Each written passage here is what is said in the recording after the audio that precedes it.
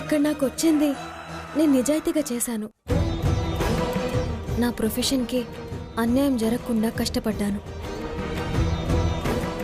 అంతేగాని ఒకరిని ఓడించాలని నేను కష్టపడలేదు.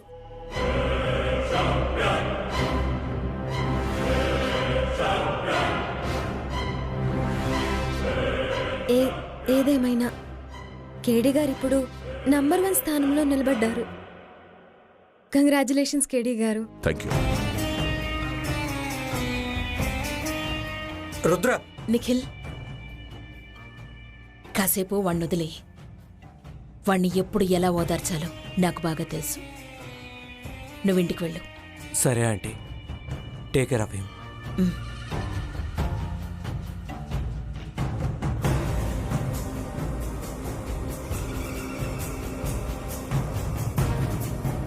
రుద్ర బాగా డిస్టర్బ్ అవుతున్నాడు.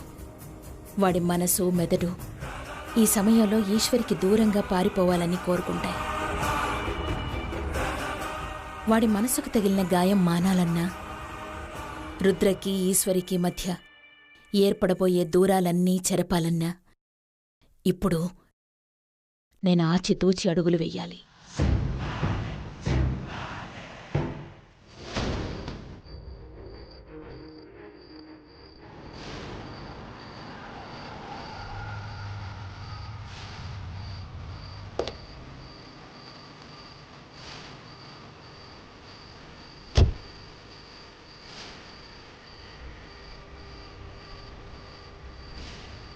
థ్యాంక్ యూ కేడీ గారు.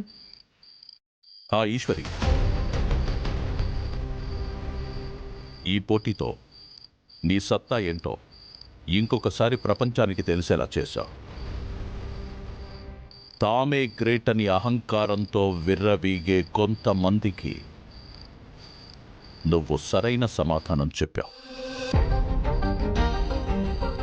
చూడు ఈశ్వరి, గూటిలో పక్షిలా ఉన్నంత వరకు అది ఆకాశాన్ని చూడలేదు. ఒక్కసారి ఎగరడం మొదలు పెడితేనే అది నేలని దాటి నింగి అంచులను తాకగలదు. నీకు ఎగరడానికి కేడీ గ్రూప్ ఆఫ్ హోటల్స్ అనే రెక్కలిచ్చాను. ఆ రెక్కలతో ఈరోజు అందనంత దూరం ఎగిరి అందరూ ఆశ్చర్యపోయేలా చేశాను. మున్ముందు ఇంకా ఇంకా పైపైకి ఎగరాలని ఆశిస్తున్నాను. సరే కేడీ గారు, ఇంకా నేను బయలుదేరుతాను. ఓకే, రేపు కలుద్దాం. ఈశ్వరి, 1 మినిట్. నీ సక్సెస్ నీ ఇంట్లో వాళ్ళతో సెలబ్రేట్ చేసుకో.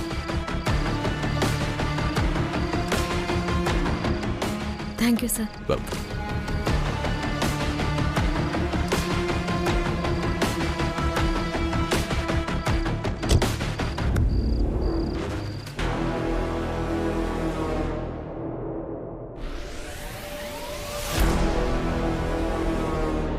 అక్క, వచ్చేసావా? అమ్మా, నాన్న, తాతయ్య, పిన్ని, బాబాయ్, అక్క వచ్చేసింది.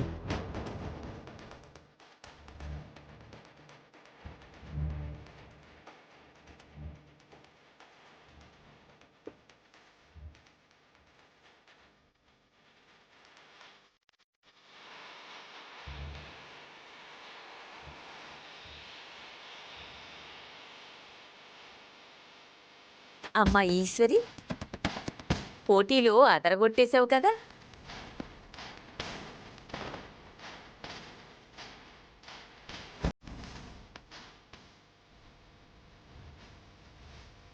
అక్క, ఏంటిది?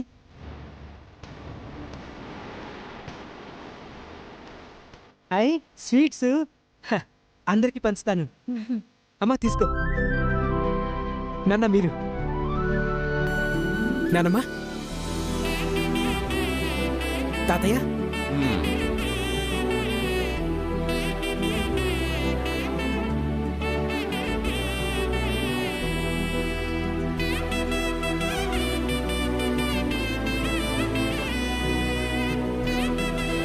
చాలా బాగుందక్క. నువ్వు పోటీ గురించి చెప్పకపోయినా మేం టీవీలో చూసామక్క. మా అందరికీ చాలా సంతోషం అనిపించింది ఈశ్వరి. నీ నుంచి నేను కోరుకునేది ఇదే. అందరూ మెచ్చుకునే స్థాయిలో ఉండాలి. అమ్మ ఈశ్వరి, చెప్పకుండా వెళ్ళావన్న చిన్న ఆలోచన తప్పితే నువ్వు సాధించిన దానికి మేమంతా గర్వపడుతున్నావమ్మా. వచ్చిన ఈ పేరుని నిలబెట్టుకోమ్మా.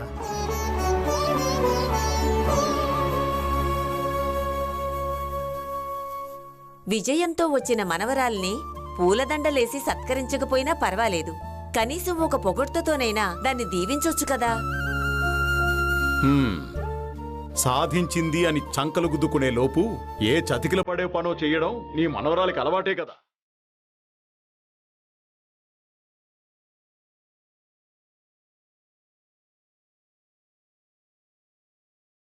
ఇలాంటి గొప్ప గొప్ప పనులు చేసి పేరు తీసుకురాకపోయినా పర్వాలేదు.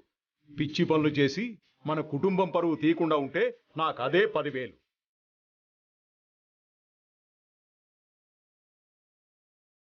బాగా చెప్పారు తాతయ్య. చీమ కుట్టినంత చేస్తేనే ఆ రుద్ర సీమ టపాకాయంత రెచ్చిపోతాడు. ఇప్పుడు ఈశ్వరి సీమ టపాకాయలా ఆ రుద్ర మొహం మీదే పేలినట్టయింది. ఇప్పుడు మళ్ళీ ఆ రుద్ర ఏ ఉపద్రవంలా ముంచుకొస్తాడో.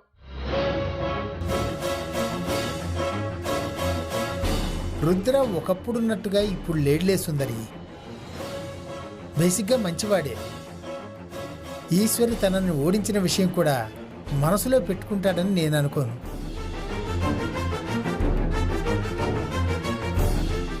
పోటీ అన్నాక పోటీనే. పోటీలో గెలిపోవటంలో తప్పు అని ఆ రుద్రకు మాత్రం తెలియదా ఏంటి? ఏంటో అవసరం తీరిపోగానే అవతలికి విసిరేసినట్టు ఈ ఈశ్వరిని సూపర్ చెఫ్ గా నిలబెట్టిన రుద్రకే పోటీగా నిలబడ్డం ఎంత తప్పు.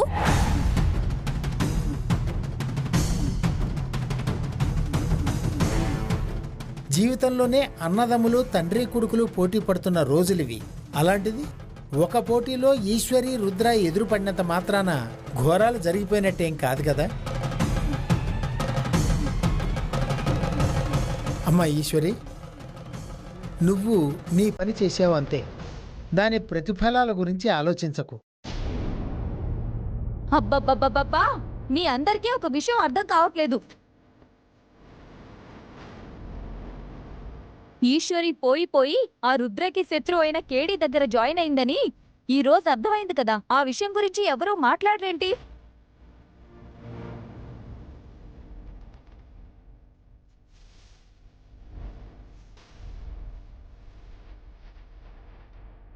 చూడు పిన్ని, ఎవరికి శత్రువులైనా ఎవరికి మిత్రువులైనా అది మనకి సంబంధించిన విషయం కాదు. ఆ విషయానికి వస్తే రుద్రగారు కూడా మనకి బంధువు కాదు, నాకు స్నేహితుడు కాదు. అలాంటప్పుడు నేను ఎవరి దగ్గర ఉద్యోగం చేస్తే ఏంటి?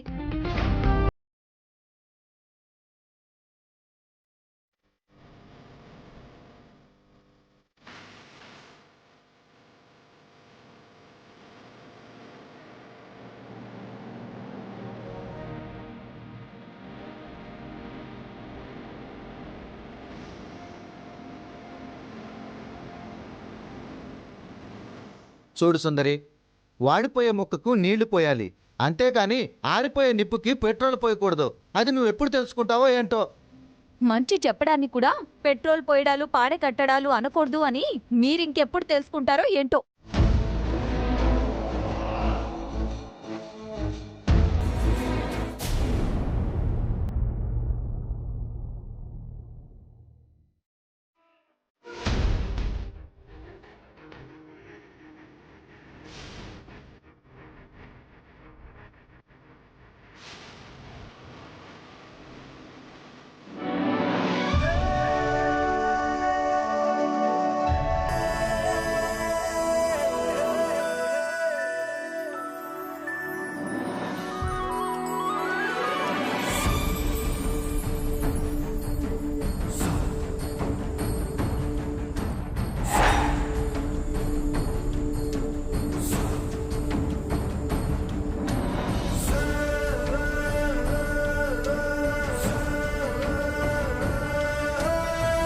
అమ్మా విద్య,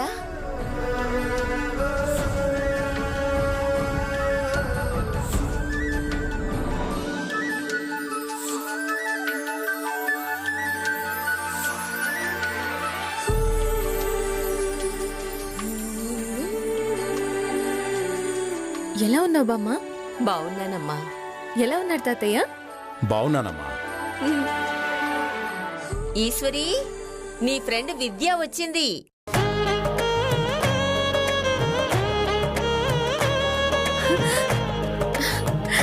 ఈశ్వరి, విద్య,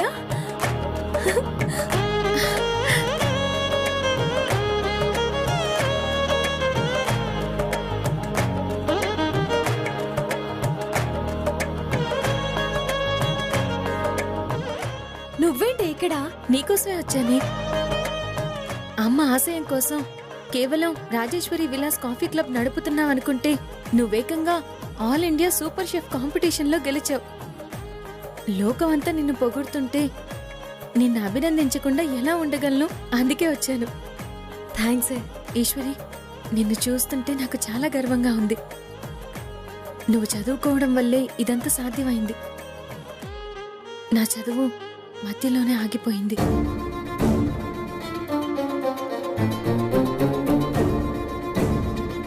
అయ్యో అలా అనకే. నువ్వు మన class first, school first.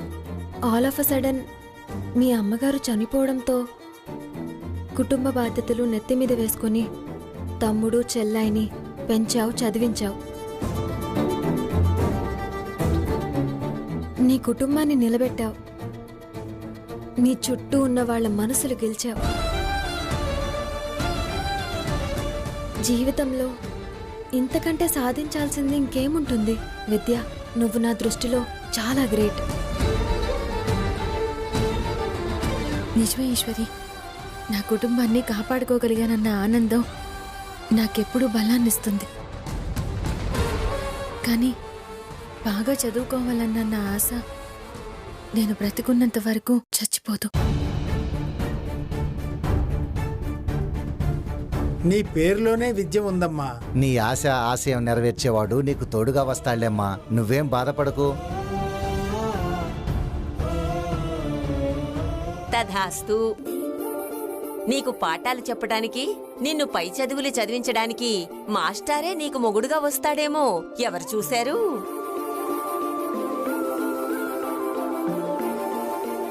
Thank you బామ్మ. అబ్బో, బామ్మ మాటకి ఫిక్స్ అయిపోయావన్నమాట. మావారు మాస్టారు అంటూ గర్వంగా చెప్పుకొని తిరగచ్చులే.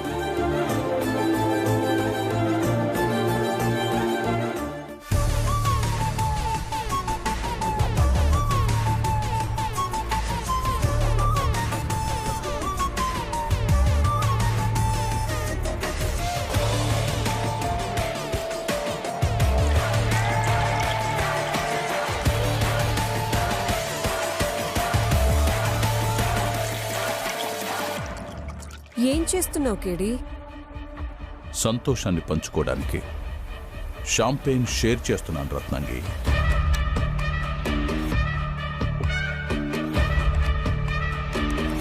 తీసుకో. ఈరోజు నాకు కూడా చాలా హ్యాపీగా ఉంది కేడి. ఇవ్వు.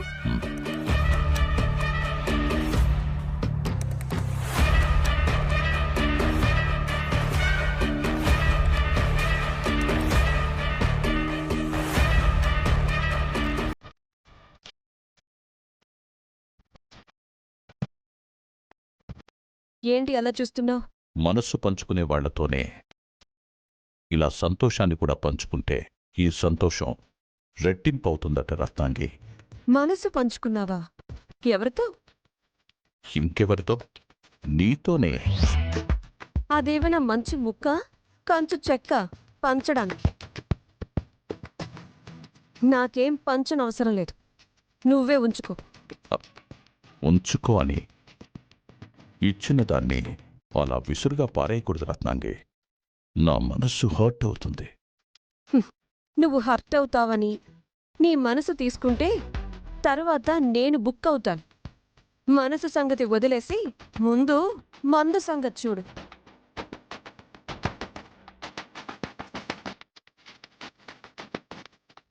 నీ మాడిన మొహం చూస్తుంటే మా రుద్ర మొహం గుర్తొస్తుంది కేడి. నువ్వు కొట్టిన దెబ్బకి వడదెబ్బ కొట్టినట్టు గిలగిలా కొట్టుకుంటున్నాడు.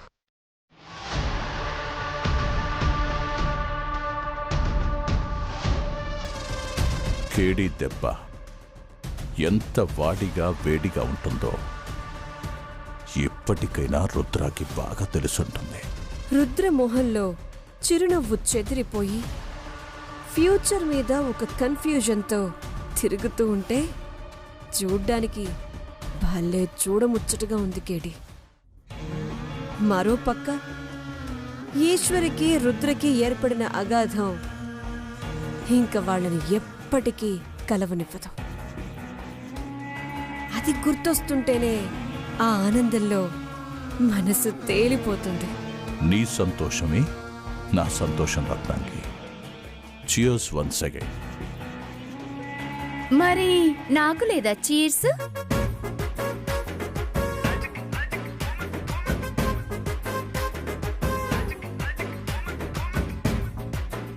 నువ్వేంటిక్కడ?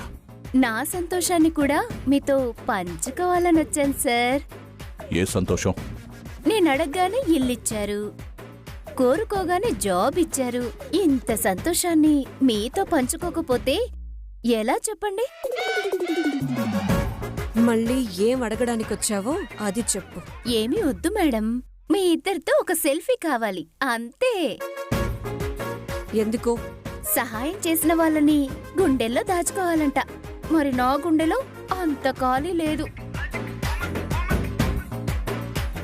అందుకే కనీసం ఒక ఫోటో ఫ్రేమ్లో అయినా పెట్టుకుందామని.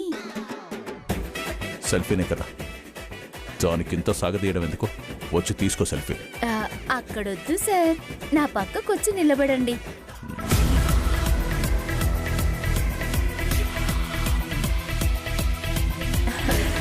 రండి మేడం, రండి. స్మైల్. ఇప్పుడు సంతోషమేనా? వెళ్ళి ఫ్రేమ్ కట్టించుకో. Thank you so much sir. మళ్ళీ రేపొస్తాను. మళ్ళీ రేపా? ఎందుకు? సస్పెన్స్ మేడం, రేపొచ్చినప్పుడు చెప్తా.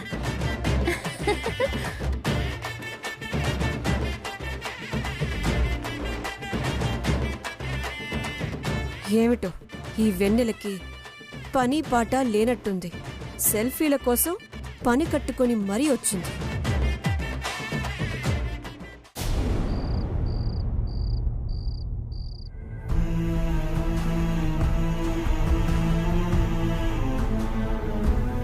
కేడీ గ్రూప్ ఆఫ్ హోటల్స్ నుంచి ఎవరు పార్టిసిపేట్ చేయటం లేదా? మా కేడీ గ్రూప్ ఆఫ్ హోటల్స్ నుంచి మిస్ ఈశ్వరి పార్టిసిపేట్ చేయబోతున్నారు.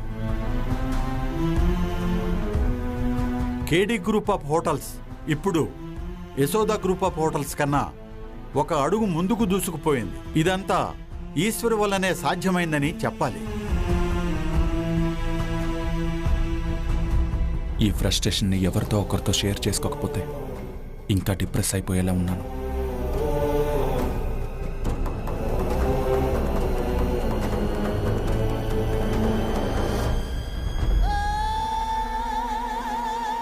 హాయ్ అమృతం గారు.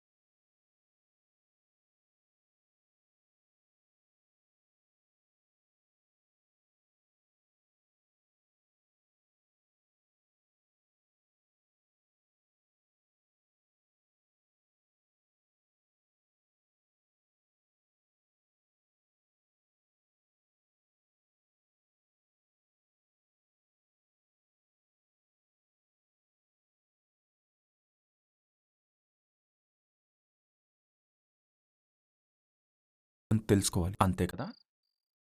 ఏ ఆ మౌనాన్ని అర్థం చేసుకునే ప్రయత్నం చేస్తే తప్పేముంది? అబ్బాయిలు సులువుగా అపార్థం చేసుకుంటూ ఉంటారు. అంతలోనే అందమైన నిందలు వేసేస్తూ ఉంటారు. అవును, నిందలు వేస్తాం, ఎందుకంటే అమ్మాయిలు నిజాలు దాస్తారు కాబట్టి. నిజాలు దాచడం అమ్మాయిలకి సరదా కాదు. దాచారంటే ఏదో సమస్య ఉందని అర్థం. అవును, సమస్య ఏదో ఉందనుకునే లోపే కోలుకోలేని మోసం ఏదో చేసేస్తారు. మోసమని అనుకుంటున్నారు కానీ దాని వెనక తన మనసెంత కుమిలిపోతుందో ఆలోచించారా?